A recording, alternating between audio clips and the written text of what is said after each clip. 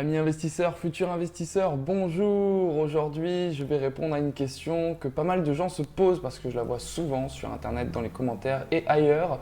C'est comment investir 100 euros. Donc dans cette vidéo, on va voir trois éléments. Le premier, c'est quels sont les investissements accessibles à partir de 100 euros ou moins. Le second, c'est comment justement réussir à répartir tous ces petits investissements pour avoir un portefeuille qui soit quand même diversifié, même avec une petite somme.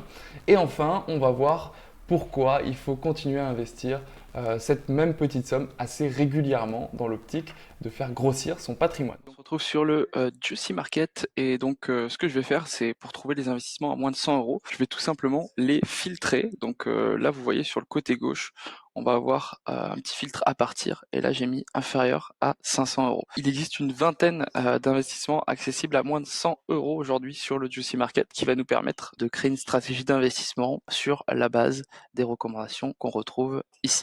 Donc je t'ai préparé une petite stratégie d'investissement sur 100 euros. La voici. Hop. Donc voilà, c'est une répartition diversifiée avec 100 euros. C'est pas une tâche facile, hein. Il faut pouvoir trouver des investissements qui sont très accessibles. C'est de plus en plus le cas, mais ça reste quand même un sacré défi. On va retrouver donc 4 types d'investissements. Le premier, la crypto-monnaie, moi c'est un investissement que j'aime beaucoup. C'est ultra liquide comme actif, donc tu peux sortir et rentrer à peu près quand tu veux, à condition d'être sur des crypto-monnaies qui sont échangées. Après, tu peux aussi investir dans les outils de production, de maintenance des blockchains, donc ça peut être pas mal aussi. Ensuite, je mets donc de l'argent. L'argent, tu peux l'avoir sous la forme de lingots ou de pièces. Donc, dans ce cas-ci, je recommande plutôt de jeter une pièce, une ou deux pièces, voilà, avec 20 euros. Ça permettra d'avoir le côté plus défensif de ton portefeuille. Donc, la crypto, là, c'est offensif. Tu vas vouloir faire normalement une très bonne rentabilité. L'idée, c'est d'aller au-dessus des 10%. Tu prends beaucoup de risques en contrepartie. Sur les pièces d'argent, tu vas être plutôt en mode défense. Tu vas vouloir qu'elles gardent de leur valeur, qu'elles en prennent également petit à petit. Après, tu as le prêt énergie, donc en 3. Là, tu vas avoir une obligation d'entreprise.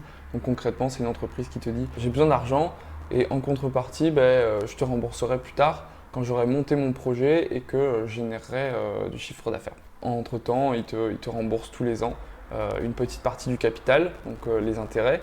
Et à la fin, à la toute fin, donc généralement ça dure entre 3 et 8 ans selon les projets, ils te remboursent le dernier montant d'intérêt plus ton capital initial.